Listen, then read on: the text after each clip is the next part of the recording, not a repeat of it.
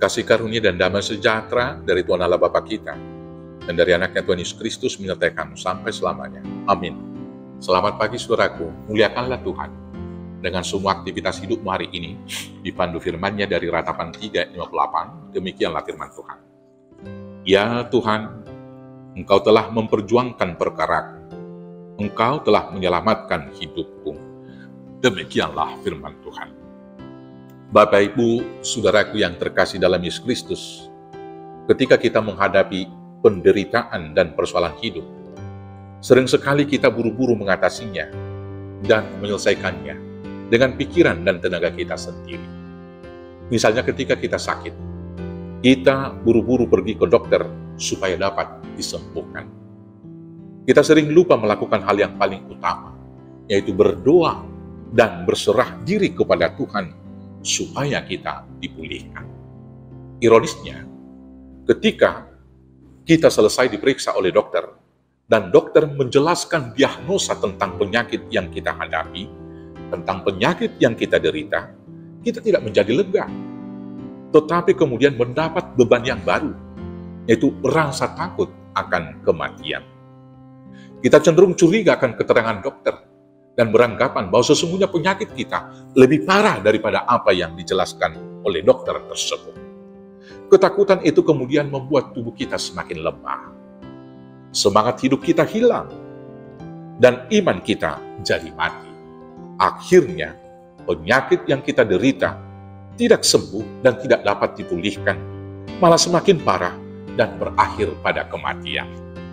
Bapak, Ibu, saudaraku yang terkasih dalam Yesus Kristus, dalam banyak perkara yang kita hadapi, mari kita belajar dari penulis kitab Ratapan ini dari Yeremia. Di dalam kitab Ratapan, pasal 2 ini, Yeremia mengurai penderitaan berat yang dihadapinya. Dia menceritakan bahwa hidupnya masuk ke dalam kegelapan seperti dunia orang mati. Di ayat 6, hidupnya dikelilingi oleh kesedihan dan kesusahan. Ayat 3, dagingnya busuk dan tulang-tulangnya patah. Tidak ada jalan keluar dari masalah-masalah yang dihadapinya. Hidupnya kenyang dengan penderitaan dan kepahitan, dan lain sebagainya. Pelajaran berharga bagi kita adalah cara Yeremia menghadapi penderitaan tersebut. Dia tidak fokus dengan penderitaannya, tetapi dia tetap yakin bahwa kasih setia Tuhan tidak berkesudahan dan selalu baru tiap pagi.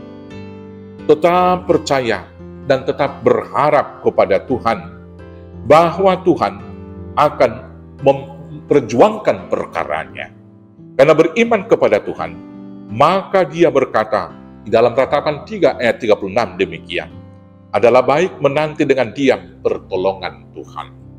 Bapak, Ibu, saudaraku yang terkasih dalam Yesus Kristus, firman Tuhan hari ini mengajarkan kepada kita bagaimana kita menghadapi penderitaan dengan cara yang pertama, tetaplah berdoa. Bila menghadapi persoalan dan penderitaan, jangan panik dan jangan buru-buru bertindak menurut pikiran dan kekuatan sendiri untuk menyelesaikan penderitaan dan persoalan-persoalan tersebut. Tetapi cepatlah sujud dan berdoa kepada Tuhan, berseru-seru kepadanya, memohon petunjuk dan kekuatan, agar Tuhan memberikan hikmat dan kemampuan untuk mempercayai bahwa kasih setia Tuhan tidak pernah berkesudahan. Agar Tuhan memberikan kemampuan bagi kita memenangkan pergumulan tersebut.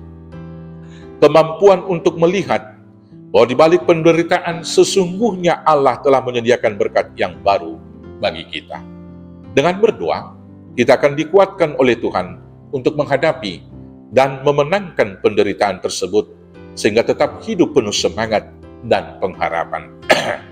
Dengan berdoa, Tuhan akan menuntun kita melakukan tindakan yang tepat, mengatasi penderitaan dan masalah yang kita hadapi.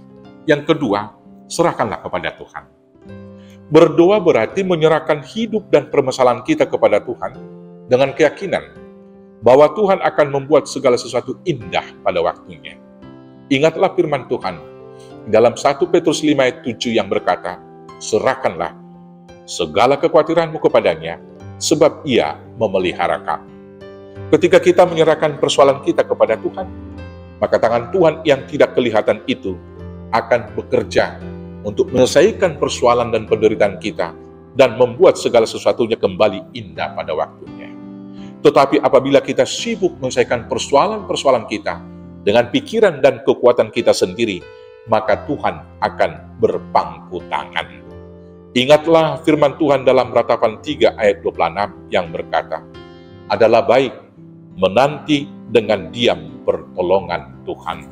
Dan senantiasa ingatlah juga bahwa Tuhan memperjuangkan perkara-perkara kita untuk kebaikan-kebaikan kita. Selamat berserah kepada Tuhan. Selamat dimenangkan dan perjuangkan oleh Tuhan.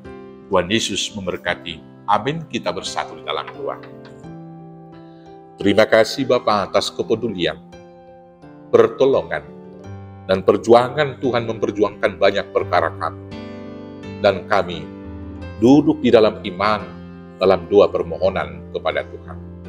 Maka dalam penderitaan yang sangat berat kami tetap percaya dan memohon kepada Tuhan agar Bapa menolong membantu kami keluar dari berbagai kesulitan dan memenangkan penderitaan itu hanya di dalam nama Yesus Kristus Tuhan Juru Selamat kami yang hidup. Amin. Selamat berserah diri kepada Tuhan. Selamat dimenangkan Tuhan. Selamat beraktivitas. Tuhan Yesus memberkati. Horas, horas, horas.